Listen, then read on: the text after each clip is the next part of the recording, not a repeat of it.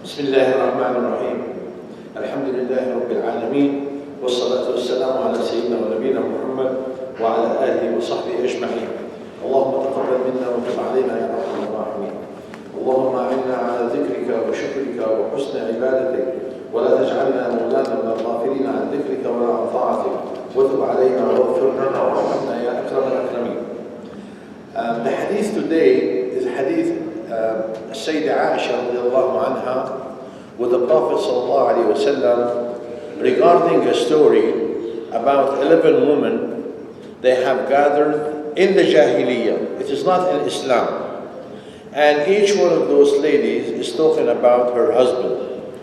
The last lady of those 11, Sayyidah Aisha radiallahu anha, she chose to be speaking about it, in a lengthy way. And so the hadith took the name of that particular lady, number 11, which is Zarue.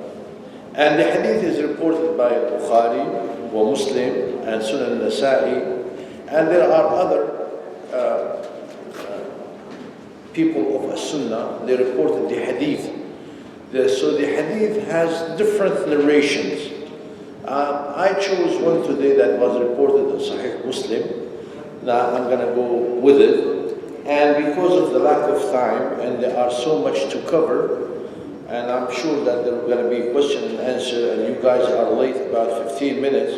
So without any further thing, let me go through at least, let me explain what those 11 ladies has talked about. So, Sayyidah Aisha radiallahu anha said that the 11 women have sat down and they have made a promise that they will talk about their husbands and they will not, hide anything. So they will reveal all the secrets. They will talk, in a very, explicit way. So anyway, the first one said, I'm going to go through the Arabic text and then I'm going to explain the difficulty of the words with the help of Allah subhanahu wa ta'ala. The first one said, زوجي لحم جمل غث على رأس جبل وعر لا سهل فيرتقى ولا سمين فينتقى. First of all, the meat of the camel is not very flavorful. It is not very much accepted as much as the meat of the sheep or the goat or the cow. The definition of the ibil, the cows, their meat comes to the last category. It is not very lovable. So beside that, she had claimed that her husband is like the meat of the camel. First of all, that means he is not very good, very well accepted.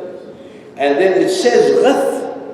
And ghath, it is the bad, when the meat goes bad, it becomes ghath. Al-ghath, the word in Arabic means bad, it's not good. So beside it is the meat of a camel, on top of it she gave it another description that it is bad, okay? And even look at how she, scale things up. First of all, it is bad because it is the meat of a camel. Second of all, she said it is bad. Third of all, she said it is like you have to climb a very difficult mountain in order for you to get to it. You see? And على رأس جبل وعر, that means you have to climb in order for you to get that bad meat, you have to go all the way down. And it is not easy to climb, and it is not very good to choose. So this lady, broke every bone of her husband, nothing good about it. The second lady said, زوجي لا أبث الخبر إني أخاف ألا أذره إن أذكره أذكر أجره وأجره. The lady said, the second one said, I cannot speak about my husband, that she lives in fear. If she speaks about him, he might divorce her. And If I have to speak, I have to say عجوره وبجره. What does عجوره mean? عجوره mean اللهم صل على سيدنا ونبينا محمد. البجر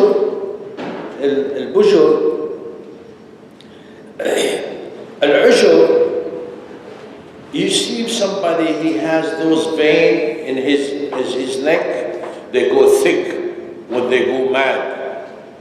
They said this is ujura. When somebody is so mad, those veins in the neck, they show up so much. So this they call ujura. And when somebody also is mad and he's screaming, the navel will become exploded, it will become big. What does that mean?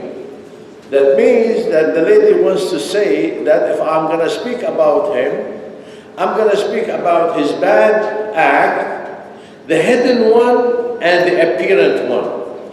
The apparent one is like the vein in the neck. The hidden one is talking about his navel when it is blown up.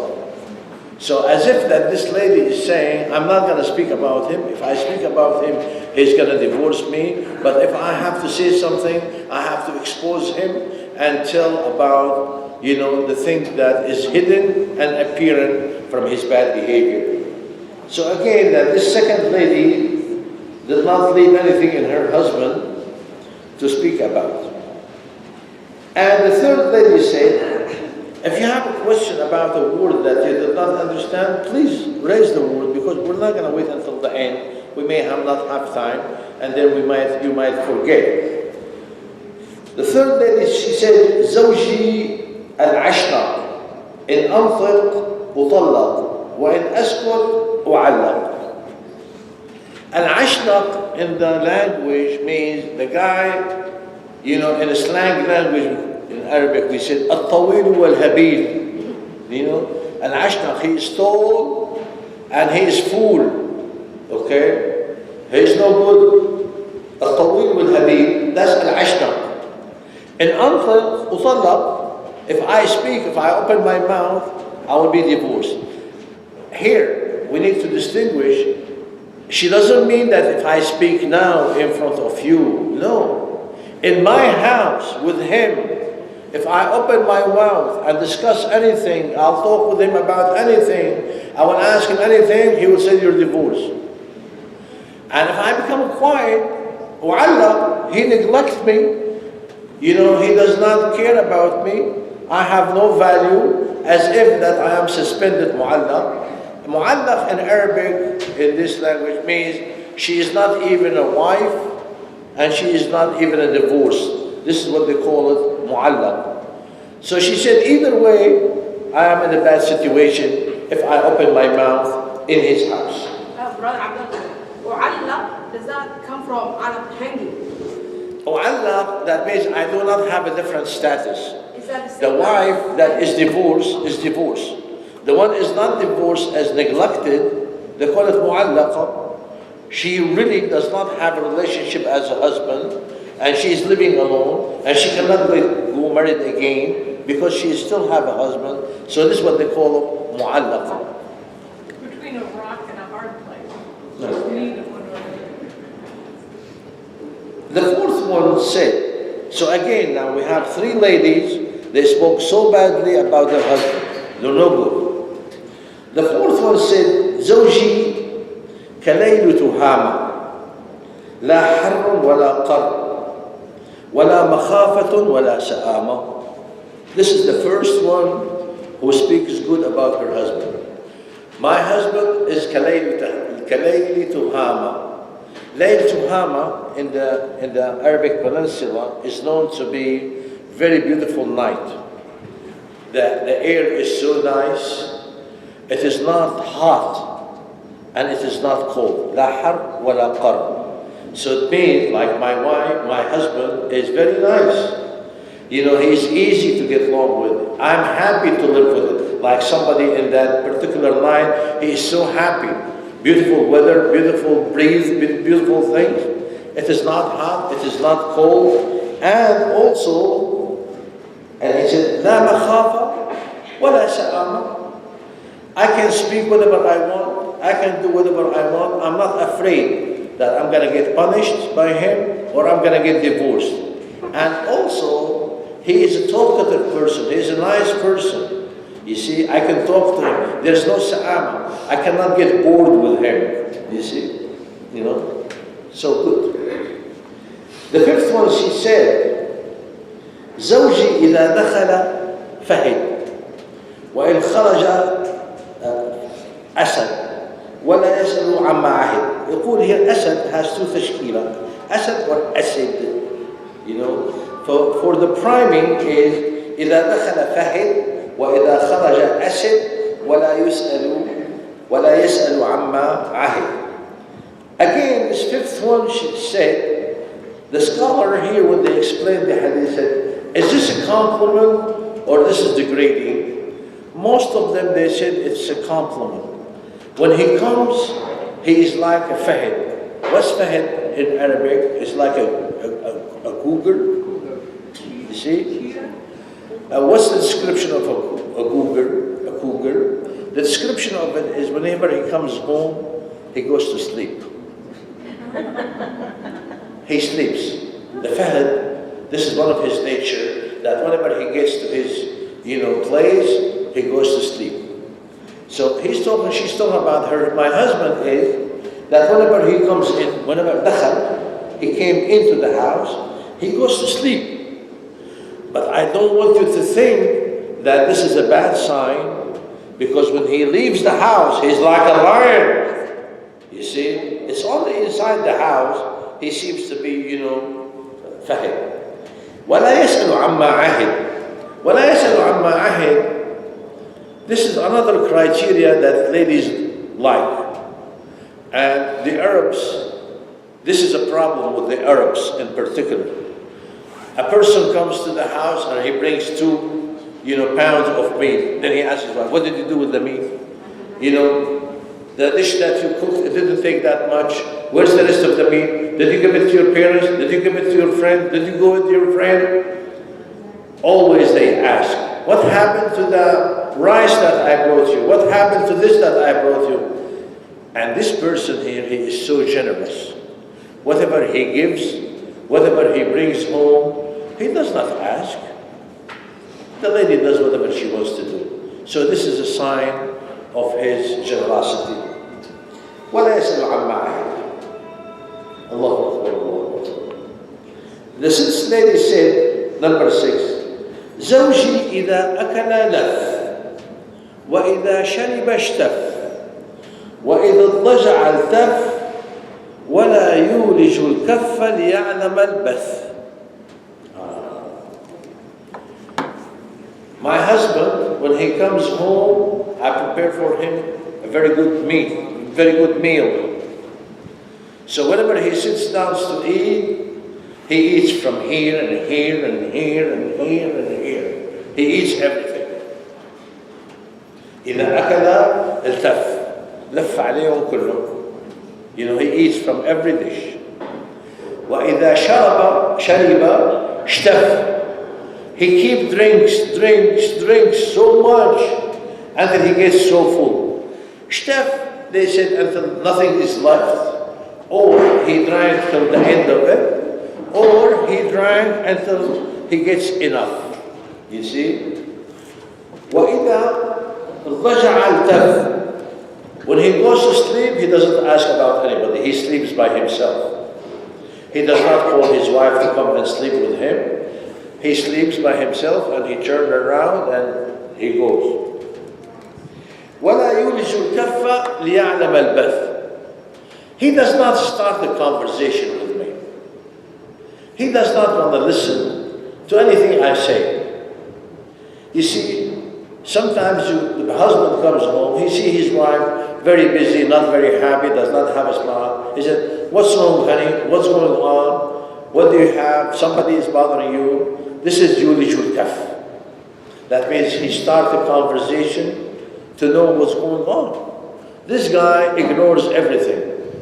You see, even though some of the scholars said it has a different meaning. You know, somebody made you all those beautiful dishes, made you a nice meal, and prepared for you the setting. Then you're happy, your house is clean, your kids are asleep, or they're playing, or they are, you know, very well prepared.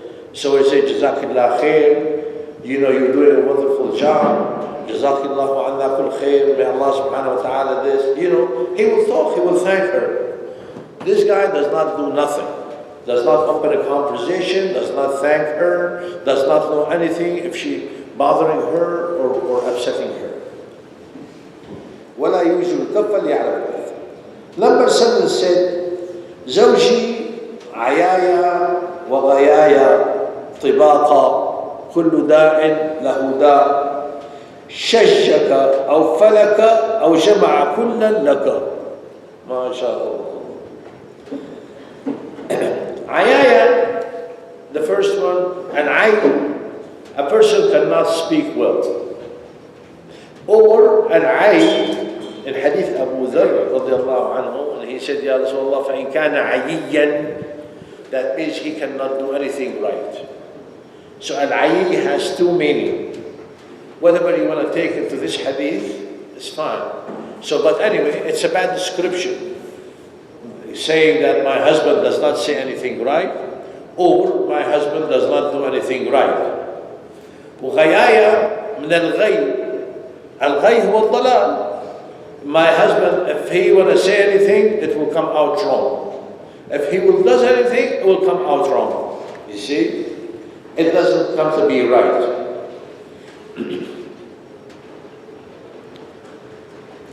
طباقة, in our slang in Syria, we said about the person, خلاص اتركه مطبق هذا مقفل. That means he's closed up. He has no reason to talk to him. You cannot reason with him. You see, he closed. خلاص. He cannot see your point of view. He is not even open. You said open or مطبق. Open or مقفل, مقفل. You know? So she's saying that my husband, with all this, on top of this, he is مطبق. He closed up everything. كل داء له داء. Any problem you think of, he has it. Every problem you could think of, it's in him. يعني the شراح الحديث, the one who explained the hadith, they said this is the word description you can give your husband. There's nothing good in him. Not the way he talks, not the way he acts, and he is bad, he cannot discuss with him, you cannot reason with him, nothing. شجك أو فلك أو جمع كلا لك. شجك, الشج, that if she speaks up or she argues with him, he might beat her up, that open her head. Or falak means to break a bone. Or both of them. جمع كلا لك. You know, if she talks with him, if she discusses with him. So, bad manner, bad the way he lives, bad moral value, bad behavior, bad in every possible way. So, the 8th lady said, زوجي المس, مس أرنب, والريح ريح زرنب. She's talking about her husband, that he is soft. Al-arnab, the fur of the arnab, the rabbit, is soft. So he is nice, he is soft, he is calm. وَالرِّيحُ رِيحُ زَرْنَب. رِيحُ زَرْنَب, zarnab, it's a plant. It's known in the Arabic Peninsula. It has a beautiful smell. The Arabs, they used to cut this and bring it home. They put it under the bed, they put it under the pillow, they put it between the clothes, they put it between this. It has good smell. So this lady, that's all what she said. Said, my husband is soft and nice and beautiful smell. And that's what the man's supposed to be. He's supposed to take showers, supposed to clean himself up, because the lady likes her husband to be a gentleman, to be nice. You know, you don't get close to him and they say, my God. You know, especially if he's working all day and he smelled, because of perspiration or something. So this is talking good. And that's what the Prophet ﷺ used to do. The Prophet ﷺ, many hadith we have that he used to smell very well. Salama radiallahu anhu said that the Prophet ﷺ came into my house and he slept and he perspired. It was hot. She said, after he left, we tried to get from the pillow that he sweat because he smells good. This is from Allah subhanahu wa ta'ala. But from him, sallallahu alayhi wa sallam, Sayyidah Aisha radiallahu anha said in the hadith of Muslim, that the Prophet sallallahu alayhi wa sallam, whenever he used to come to the house, he started with al-miswak, to brush his teeth, talking to his wife, kissing his wife, hugging his wife, smells bad, something comes out bad, So he always, think of it. And even Sayyidah Aisha radiallahu anha said in the Bukhari that the Prophet ﷺ, when he wakes up at night, he used to have the miswak, to smell good, to clean good. Even though, to show you how important it is, the Prophet ﷺ, when he was dying, sallallahu alayhi wa sallam, and so somebody walked into the house and there is a miswak with him, and he kept looking at him. He cannot talk. He was not able to talk, sallallahu alayhi wa sallam. And then Sayyidah Aisha, the smart how wife of him, she was seeing that the Prophet ﷺ is looking at him, and she looked at him and she said, Ya Rasulullah, كَأَنَّكَ تُرِيدُهُ, as if that you want some. And so she took some of that and she cut it, and she said, أَفَلَا أَلُوكُ لَكَ, and she made it soft, because the miswak, when you first get it, it might be a little hard, so you have to chew on it. So she chewed on it for him, and she gave it to him and chewed it. And that's why I said that Aisha radiallahu anha said, the Prophet ﷺ passed away from this dunya, and the last thing between him and me is my saliva is in his mouth. وَرِيقِي فِي رِيقِهِ sallallahu alayhi wa sallam. The number 9 said, زوجي رفيع العماد طويل النجاد عظيم الرماد قريب البيت من النار. She's talking about her husband as a handsome. This is a tall person. It is not like al-ashnaq.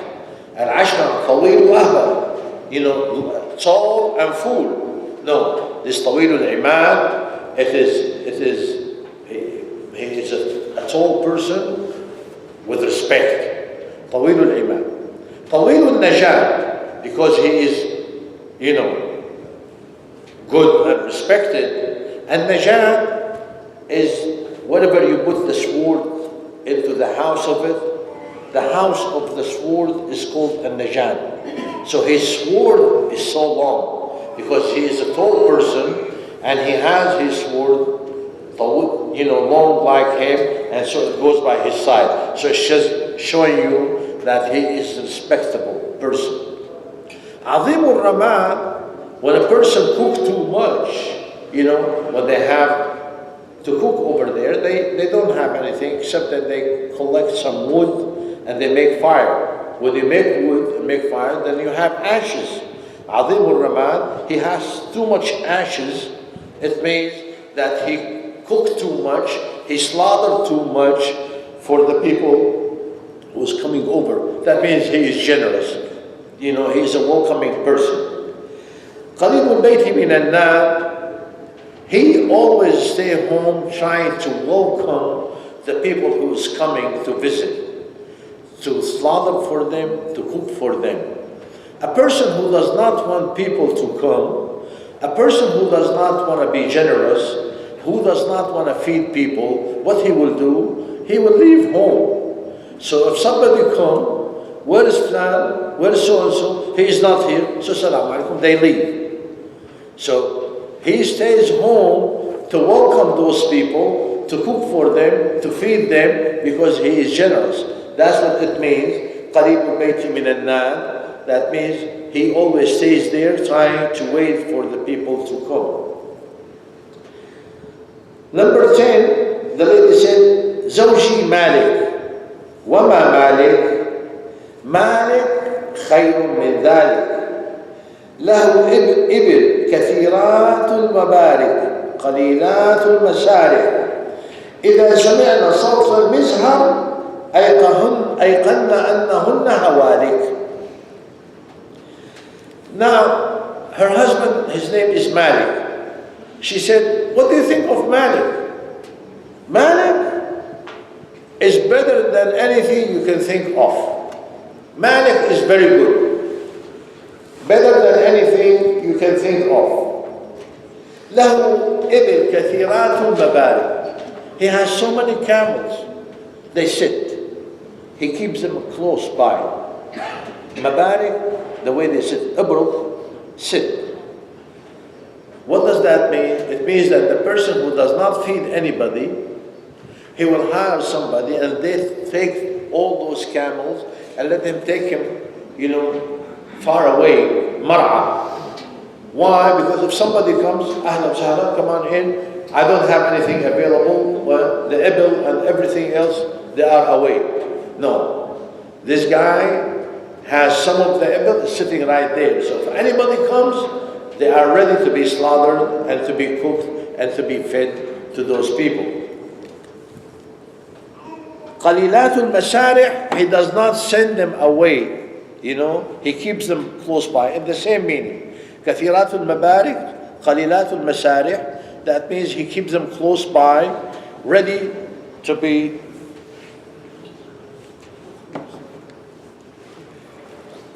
slaughtered. إذا سمعنا صوت المزهر أيقنا أنهن هوالك. What is المزهر? The Arabs, they used to have a custom.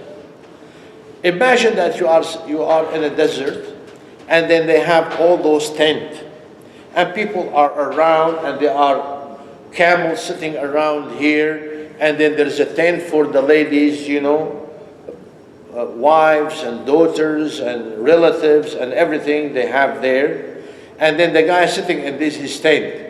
So whenever they see people coming over, they have one of their kids, one of those ghilman, they call them the khadam, the servant, boy's servant.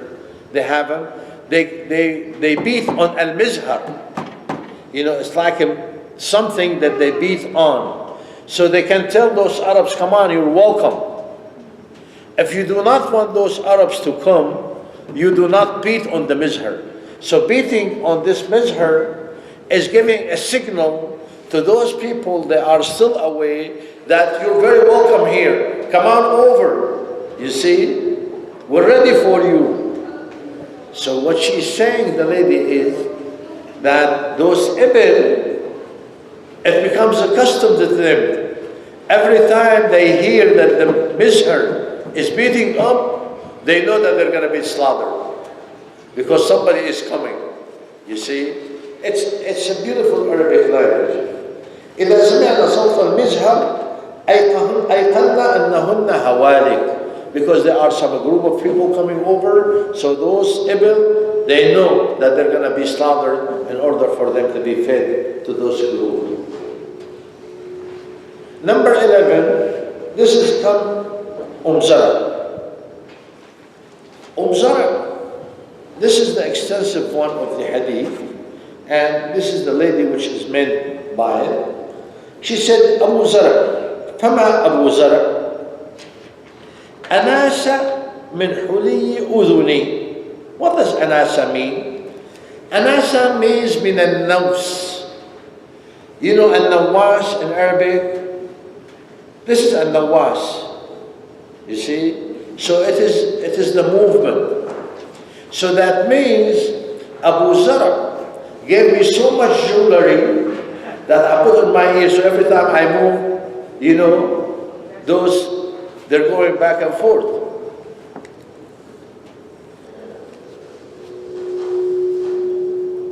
أناس من حلي أذني وملأ من شحم عضدي. I was thin, but if he is generosity, I used to eat too much at his house, so I became, a little bit fat. وبجحني فبجحت إلى نفسي. In the morning, mashallah, Zarue, you're so beautiful. you're so nice, you're so cute, you're so, elegant. So he keeps giving her compliment. She said, فَبَجَّحَنِي حَتَّى بَجَّحْتُ نَفْسِي. He talks to me so nice until I believe myself. So, فَبَجَّحْتُ إِلَى نَفْسِي. And where did I come from? وَجَدَنِي فِي أَهْلِ غُنَيْمَةٍ بِشِقٍّ. When he found me before he married me, that means me and my family, we were living in a shiq. Shiq here, the scholar of the hadith, they said it means two things. It means that we were living in mashaqqa wa juhd. We were living in poverty and difficulties. Other scholars said no. It means that he found me in a very neglected area, like between the mountains. They find those caves and this and that. They live there because they don't have a place in the village to live by. So those poor people, what they do is they go to the mountain, they go to the valley. They found something to hide under shiq. It's a cavity, it's a shiq that they can stay away from the heat of the sun or the rain. So either way, that means she was in a very bad situation. فَجَعَلَنِي فِي أَهْلِ صَهِيلٍ وَأَطِيدٍ. And he made me an owner, في أهل, or he put me in a place, I became among people, أهل صهيل. Sahil is for the khayl, for the horses. That means they have so many horses. Atid for the ibil, for the camels, because the camel, his foot is so big. He said, يَأُطُّ أَطَّى. This is what the camel is. So that means he put me, rather than I was poor and neglected and living in difficulty, he put me in a place I became one of his family, and that they have horses, they have camels, And also, وَأَطِيدْ وَدَائِس. What do you mean by da'is? That means horses and ibil. And da'is. Da'is in the Arabic, it means that those people, they are farmers, that they have land to cultivate. So where the word da'is comes from, when you pick up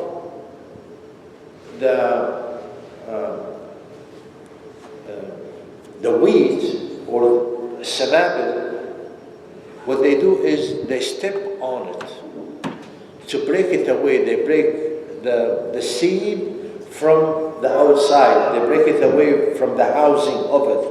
You see? So this is what they call it da'is. Da'is, that means to separate. That means that they have land, they cultivate, they do farming, and then when they pick the farming in order for them to get the seeds out, they have to step on it to break it away from them. So that's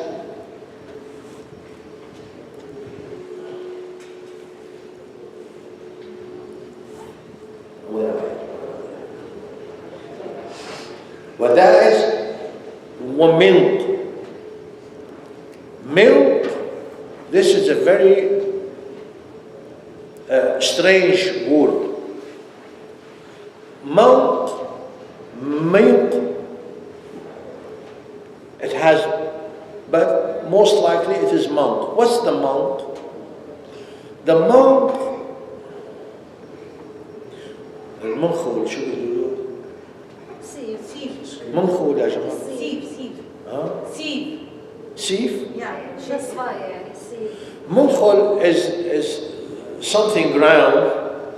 They put stuff in it and they go like that in order for the bad stuff to go down there, and they only leave the good stuff up there. Strainer.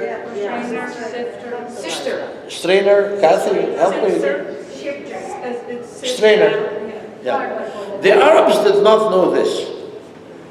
And the Arab knew this, but it was not used. You see? Because they did not eat wheat. Most of the Arabs, because of they are poor, they eat sha'ir, barley.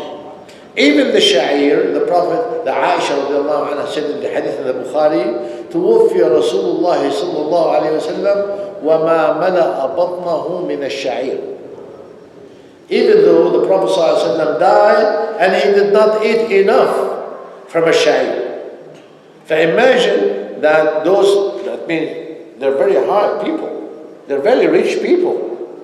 They cultivate land, they grow up weed and they get it, they step on it, they break it, and then they take it and they put it in the mouth and they go like this and they get the good stuff out. You know, it's like the flour that we have right now. So this is a very high society. Bismillahirrahmanirrahim. So now with number 11, and she's talking about Abu Zarue. He's generous.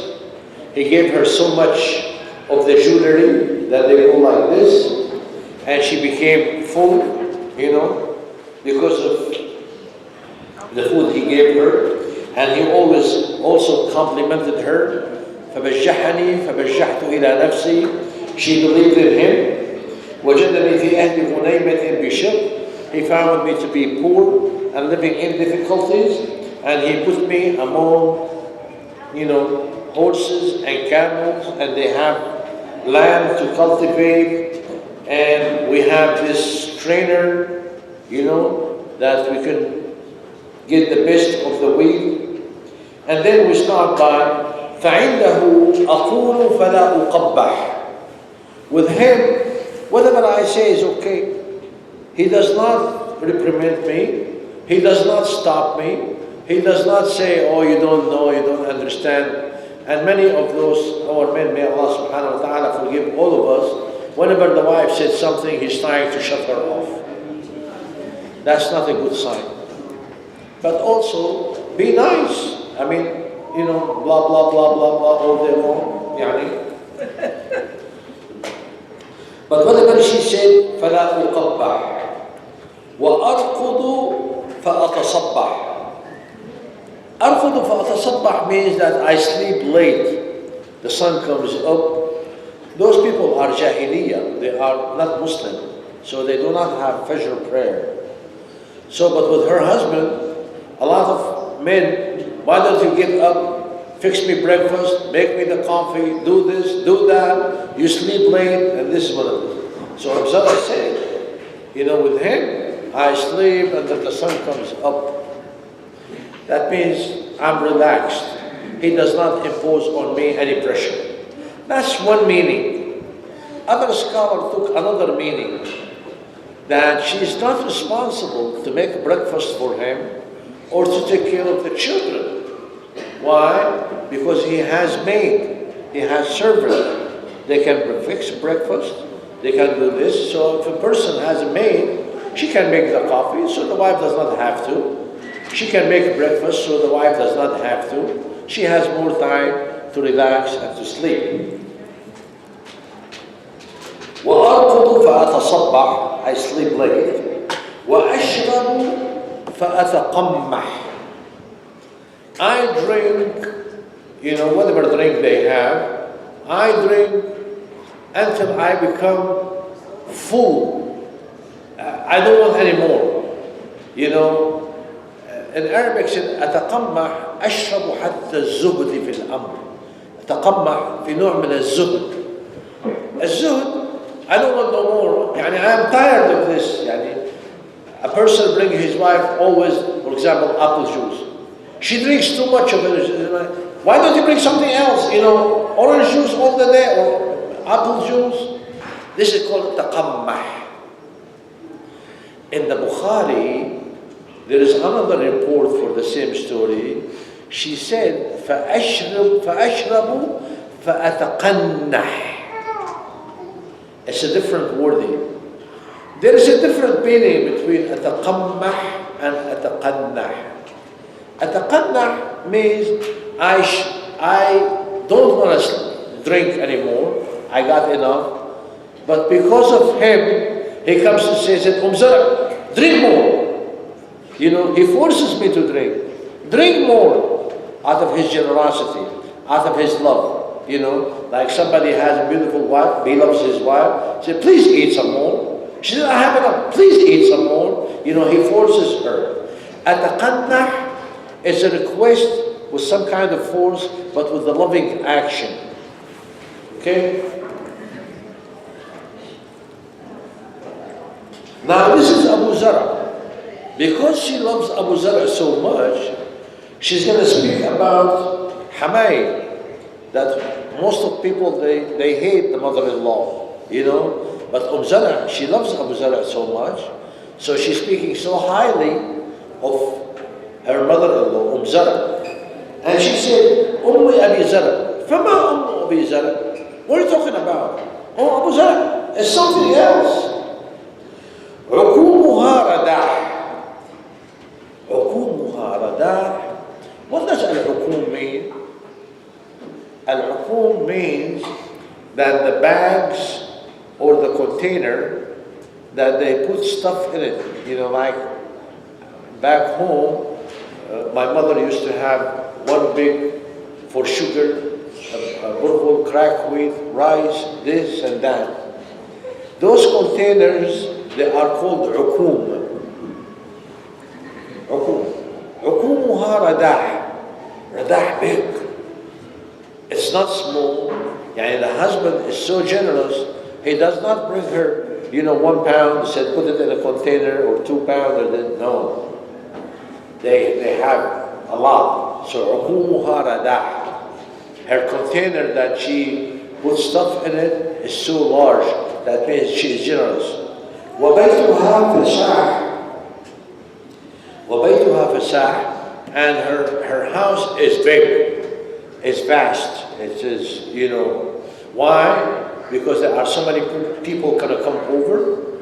There are welcoming so many, and then they can feed and make people sleep. So her house is big. So as if that Abu Zarue house is one thing, and his mother's house is another thing.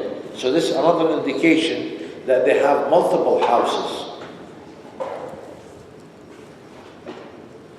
Now, we spoke about Abu Zarue. She spoke about her mother-in-law.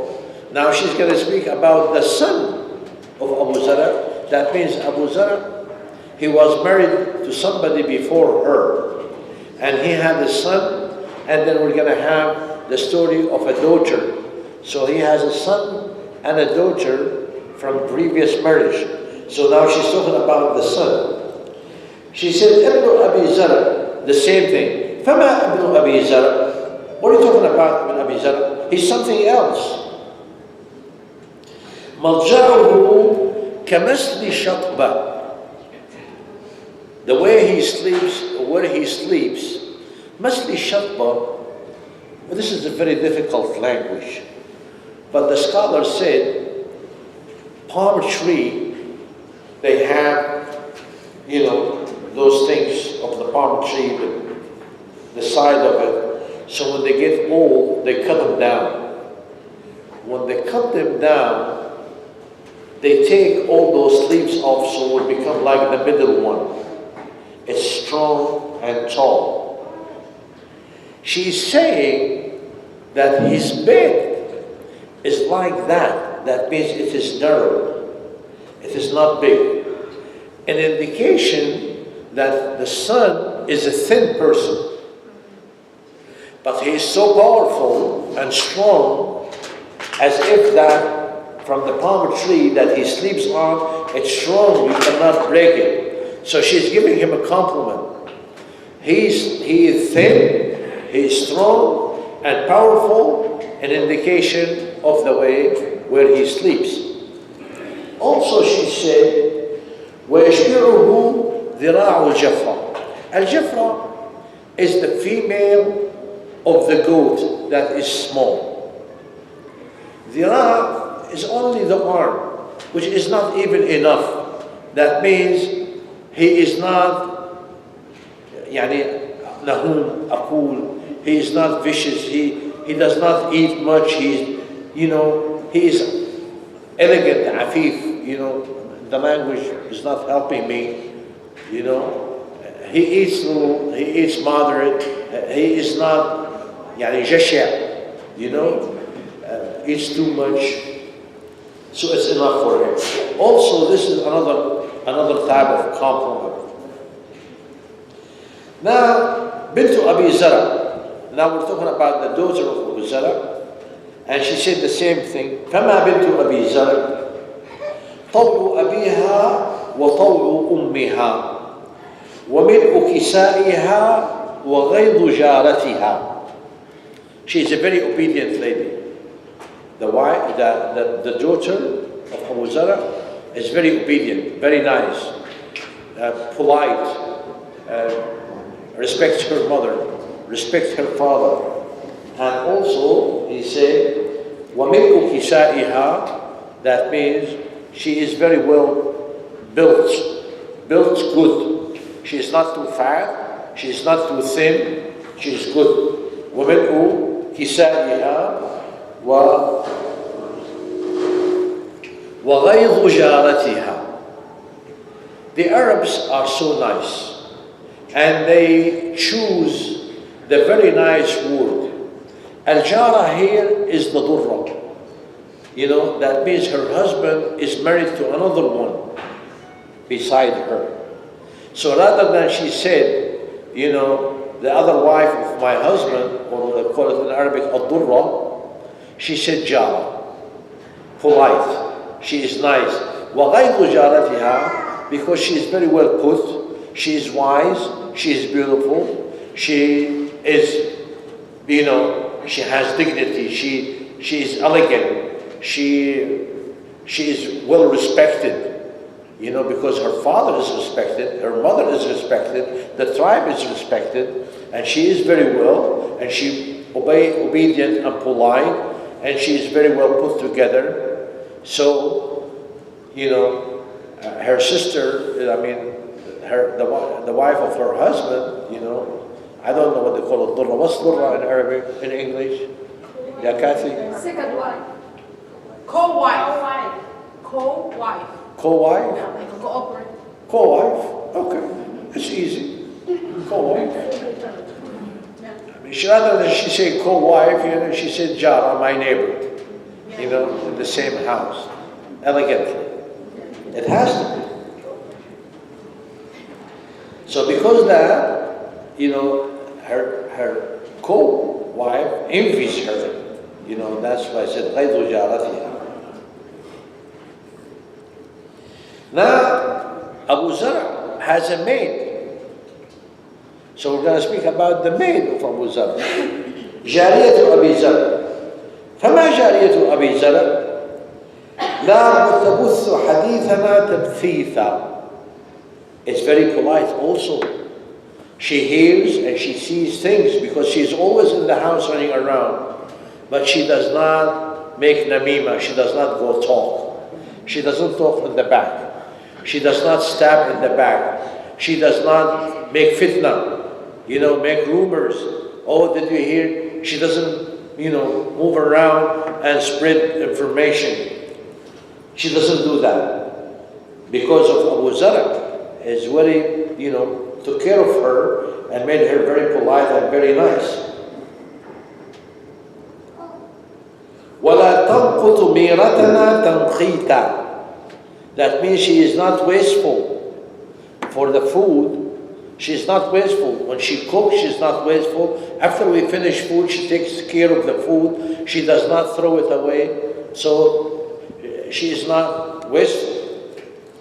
And also, وَلَا تَمْلَأُ بَيْتَنَا تَعْشِيشًا. She cleans the house.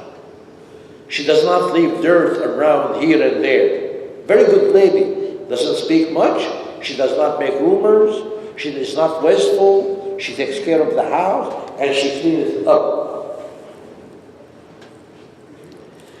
This is the riwayah which I'm mentioning to you, reported by Muslim and Imam al-Bukhari and Nasa'i. I told you in the beginning that there are other riwayat that Zara kept talking even about the dog of Abu Zara. Now, since I choose the riwayah of Muslim, I did not go to speak about the dog, so I left him out. So if you're reading somewhere else and there is the dog, you know, he does not bother us at night and he protects us and this and that. The same way.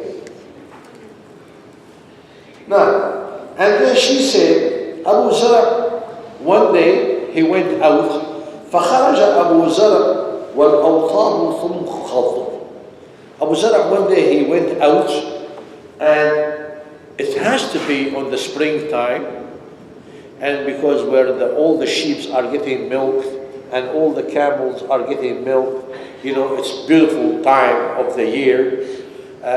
Springtime is one of the best time of the year. When he went out, that means he went out of the area that he is in.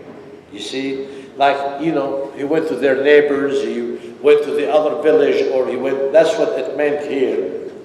And she said, فَلَقِيَ امْرَأَةً مَعَهَا وَلَدَانِ لَهَا كَالْفَهْدَيْنِ. He found a woman that has two sons with her. They are very good, it's like cougars, And those, they are يَلْعَبَانِ مِنْ تَحْتِهِ خَصْرِهَا بِرُمَّانَتَيْنِ. They're playing around her, and they have in their hand rumanatain, two pomegranates. Is this true pomegranate, or this is something that the Arabs used to say that they are playing joyfully, they're playing with the fruit, because it's a spring, remember, we're talking about spring. There's fruit, there's this, there's that, and so they're having a good time. And the mother seems to be very well in control, because how do we know she is in control? Because they said, يَلْعَبَانِ مِنْ تَحْتِ خَصْرِهَا. مِنْ تَحْتِ خَصْرِهَا means they are under her control. That means a woman is good, strong, powerful, good character.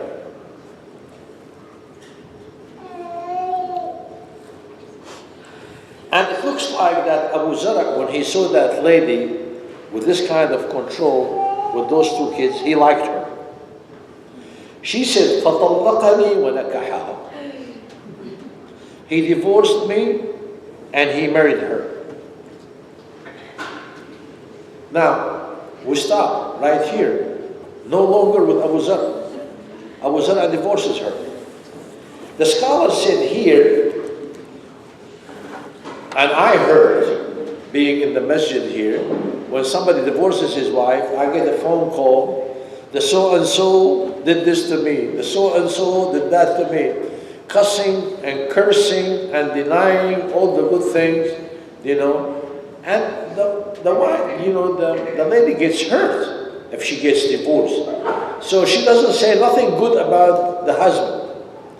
This lady has got divorced, and her husband got married to somebody else, even though she's saying all those good things. She didn't say a bad thing about anything belonged to Abu Zar'a. Why? The scholars said this is the top of being, committed to that person, fulfilled. She loved him so much, to the point that even though he divorces her and he hurt her so much, she couldn't, her heart will not allow her to say something bad about him. And this is what they call it wafa. What's wafa in English?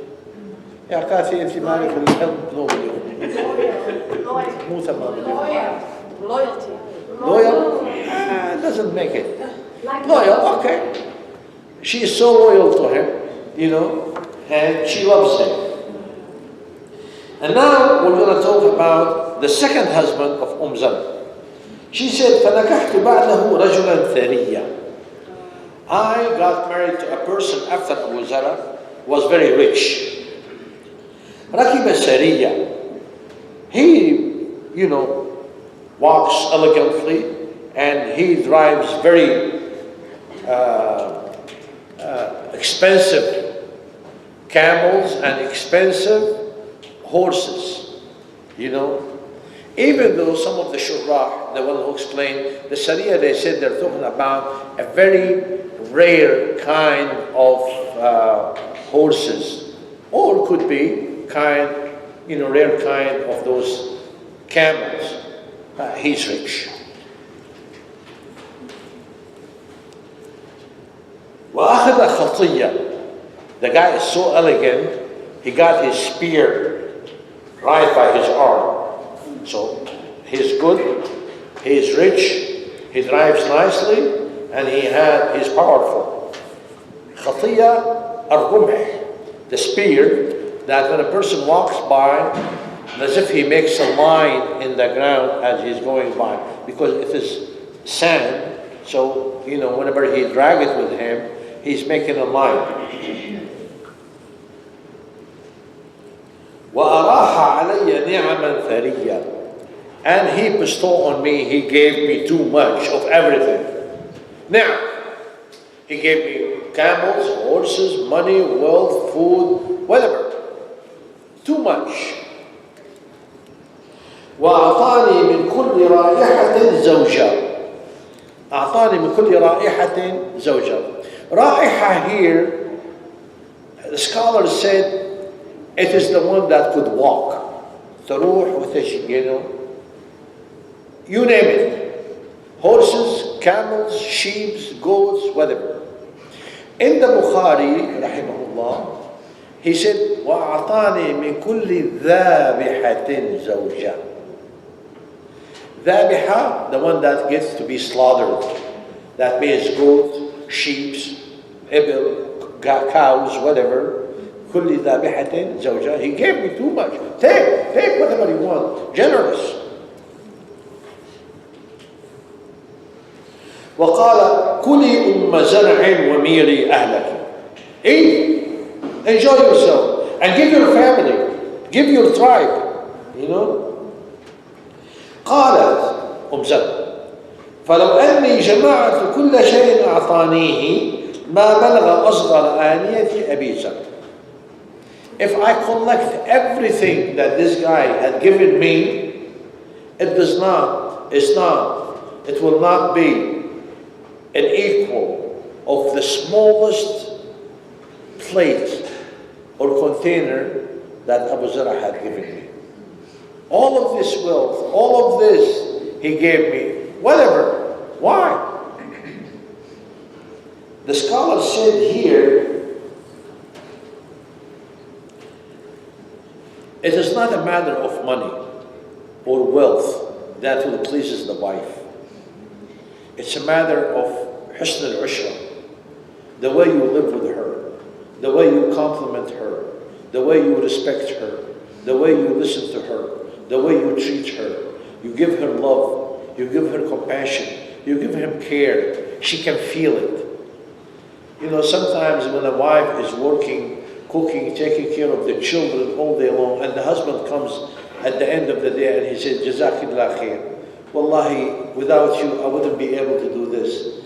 You're making me good children. You're raising them in a very good way. You're teaching them Quran. Wallahi, أنا مدين لك. I owe you so much. Without you, I wouldn't be able to do that. Those words, they didn't take a minute from the husband. The woman will forget everything that is bothering her all day. The woman will be lifted and she gets to be so happy. Now, we're not going to talk about other women. She said, I know what I'm talking about. Just get out of here. We're not going to talk about those women. We're talking about the normal one, the regular one.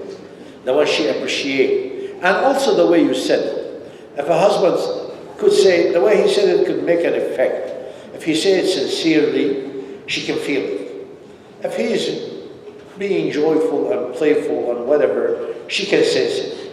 And also, the rest of the action explain some of those wording. But anyway, so it seems like this lady, Zar'a, the way Abu Zar'a had treated her, it doesn't matter all the materialistic things. He made her beautiful. He made her nice. He complimented her. Remember in the beginning she said, فَبَجَّحَنِي فَبَجَّحْتُ إِلَى نَفْسِي. This explains everything. He always talked to me nice. He always complimented me. He always pushed me to be good. And I am good and I believe in myself. I feel in confidence, and I love that. So the other guy, she didn't say فَبَجَّحَنِي. He said, he only gave me. He gave me materialistic things. Take.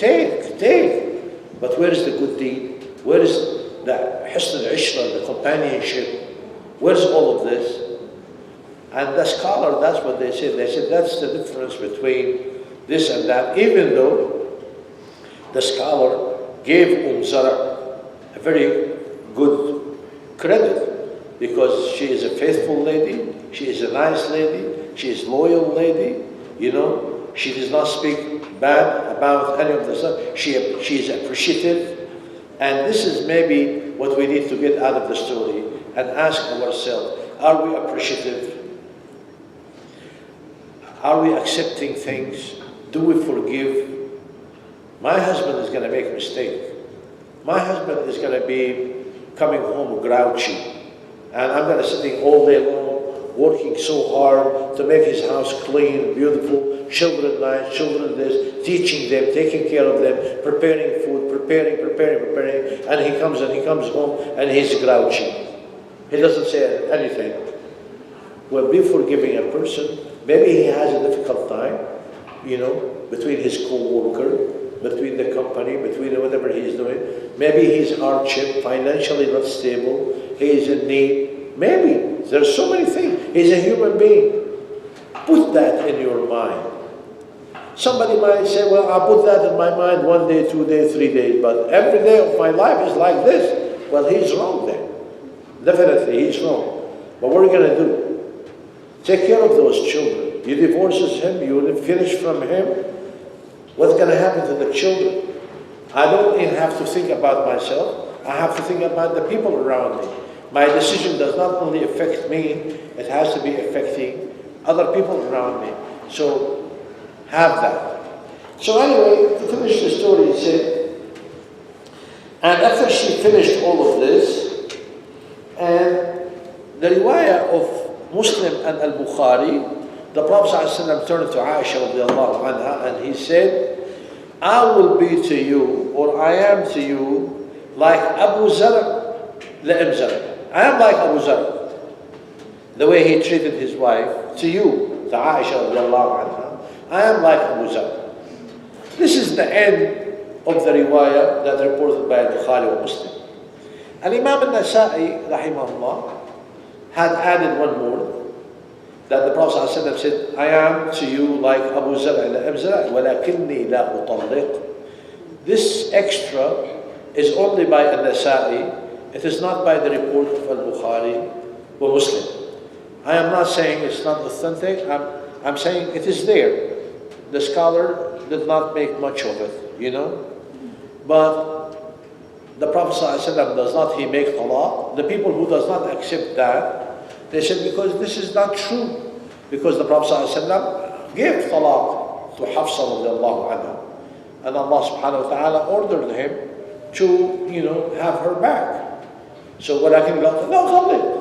But maybe he said, the people who said no, this extra is authentic because he does not mean to make talaq to Aisha in particular, radiallahu anha wa ardaha. This is the end of the report, and this is the end of the. Are we done, or do we have something? What? If you have questions, David. Do you find it... I want somebody to speak loud. Whoever is going to speak loud. I don't hear very well. Do you think that Rasulullah, Prophet Muhammad, he was showing his humanity, his kindness when he said, I'm like Abu Zarue to Aisha, because he's the prophet and his life is consumed with Allah, that it almost is a humbling sort of reference to his human kindness too. Do you see that, and also do you see anything about it being related to backbiting? I see a lot of scholars not wanting to say that because it was a discussion among women together and a permission to talk. So they tend not to call it backbiting when they talked about their husbands. First of all, I said in the beginning that this hadith is a backbiting. Okay? But what's made it permissible is we're talking about a place is in Jahiliyyah, before Islam. Those women, they're not Muslim. So Sayyidah Aisha radiallahu anha is reporting about 11 women. They have gathered before Islam, and they talked about their husbands. Okay? So it is Majlis Namima, put it that way. Also the scholars said, and Namima, to speak bad about somebody, some of the scholars said you have to name him. I can make Namima, a small one. I'm going to say, somebody came to me and told me this and that. I didn't mention the name, I didn't mention the description, I didn't mention nothing. And sometimes, even though if you could call it Namima, this particular backbiting or whatever, it is good to get the wisdom out of it. And I did not chastise anybody. What I am saying, it happens. There are a lot of ladies, I'm saying, there are a lot of ladies, they speak so bad about their husbands. Did I name those ladies? No. Is this namima that something is happening? Yes. But it is not, in a way. To take the wisdom of it, that you should not speak bad about your husband. If you have complained, do something constructive to fix it. But just don't go around and speak of this and that. That's the second part of your question. The first part, which is good, when the Prophet said, I am to you like Abu Zarue to Zarue. That's the part that you mentioned. I'm going to ask you back. Does the Prophet ﷺ say a lie? No. Does he say something beside the truth? No. So when he told her, I am like Abu Zarue to Zarue, that means, Ya Aisha, open your mind and your eyes and think about the things that I do to you. Am I to you like Abu Zarue or not? I take care of you. I pamper you. I call you beautiful name. I call you Ya Aish. I speak with you. I spend nights with you.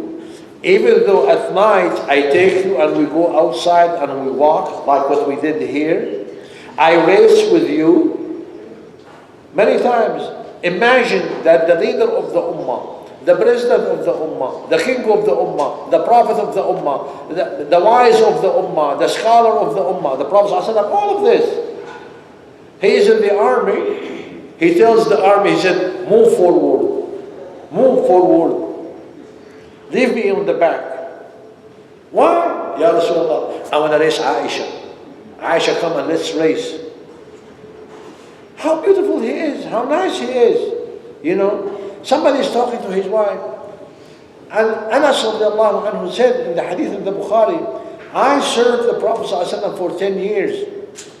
He had never reprimanded me. He never punished me. He never made me wrong. He never told me to things that I didn't do. Why didn't you do it? And the things that I have done, why did you do it? He didn't do that. That's with Anas, with his maid, with his, So imagine with his wife. He nothing like that. So when he told her, here it's a difficult issue here with the scholar, the way they explained it. They said, it's not only a compliment like, I'm going to be to you like Abu Zarue to Zarue. No, but it's a reminder. Look and think on the back. Wasn't I nice to you? And then the Prophet ﷺ, Aisha radiallahu anha said in the hadith in the Bukhari, when she was asked about the Prophet ﷺ in his house. They came, some people that asked Aisha radiallahu anha, said, how's the Prophet ﷺ fi ahlihi? He said, kana fi ahlihi, يخيط ثوبه ويرقع ناله ويقوم في خدمة أهله. He will help us. If we need to do something, he is there to help us. If there's nothing, he sit down and he sew dress or he saw his shoes. Sallallahu alayhi wa sallam. But the point is, هو في خدمة أهله. Who's أهله? His wives. You see? So it is true what he said. It's a reminder. Or some other scholar, they said, you should be nice to your wife and be talking to them nicely and be complimenting them. Because here's the Prophet, whenever he gets the chance to talk nice to his wife, he will talk nice. So they have those three different meanings. There are other scholars who they have different, broader meaning, but the more we talk, the further we go away from the exact text, you know. But all of these are there. Happy? Now, Sister Mesa, hear what she's saying, but I'm not going to be able I to. just want to say what I get from that hadith, because I've heard that hadith before. I listen to, I look at the point that Rasulullah sallallahu alaihi wasallam listened to his wife tell that long story.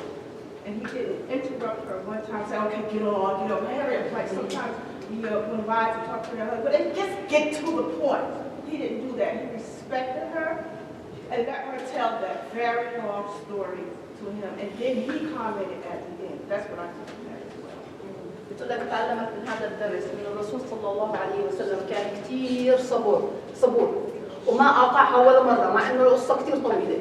فهي تعلمت من هذا الدرس انه الرجال لازم يسمع لمرته وحتى ما يعني يتحملها حتى لو كانت القصه طويله وما يقولها زي ما هالايام وجعتي لي راسي اعطيتيني ايدك استغفر ابريني من اخيش بالضبط. اعطيني من الاخر كل الرجال اكثر الرجال اعطيني من الاخر بس بتقول لك تعلمت هاي الشغله الحلوه. This hadith, Hadith Zarue with Zarue, the scholar drew out of it too many things. Like we mentioned some of them. That the Prophet ﷺ is patient. He pampers his wife. He lets her talk. He summer with her. He spends time with her during the night. That's what we call it, the summer. He goes outside with her. He walks with her. He takes care of her. He listens to her. And all of these things you could draw out of this. I cannot be able to tell you all the benefits that we can get out of this. I cannot tell you, even though, by the way, this hadith has been talked about and explained, and people took it in so many ways. Books are written about this hadith. I cannot summarize everything, within the period of an hour or hour and a half. And all what we talked about, imagine that I'm just going to give you a hint of what's going on. All what we talked about is one side. There are other sides. Why the Prophet ﷺ did not stop and he made a comment about each one of those ladies. That's what the scholar asked the question. Why didn't he make a comment? Like, for example, when the first lady said, زوجي لحم جبل غث. Zawji is like the meat of a camel. It's no good, and it is bad, and it is on the top of the mountain, and it's not easy to get to, and it is not something favorable to take and eat. Why wouldn't the Prophet ﷺ say, Ya Aisha, a lady should not speak about her husband that way. This is not nice. Some scholars said, if you hear something wrong, you should immediately correct it. And the Prophet ﷺ said, من رأى منكم منكرا فليغيره بيده فإن لم يستطع فبلسانه فمن لم يستطع فبقلبه فليس بعد ذلك مثقال ذرة من إيمان. Hadith reported by Imam Muslim.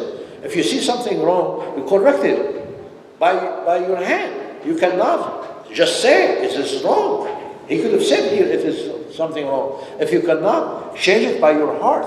If you have not done any of those two things, that means you do not have any iman in your heart.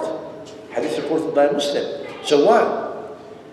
The point here, the scholar said, it is not. Aisha radiallahu anha knows this is wrong. We're not talking about Muslim ladies speaking up. So if we want to open the subject for debate and talking and all the ideas will never get done. But the idea is those ladies are doing something bad. Some ladies, number 4 and number 5 and number 11, they did something very good. Or number 8 also, when she said that my husband is so nice and there are few ladies spoke good. We need to learn that, about the nature of men, the nature of women, of wives.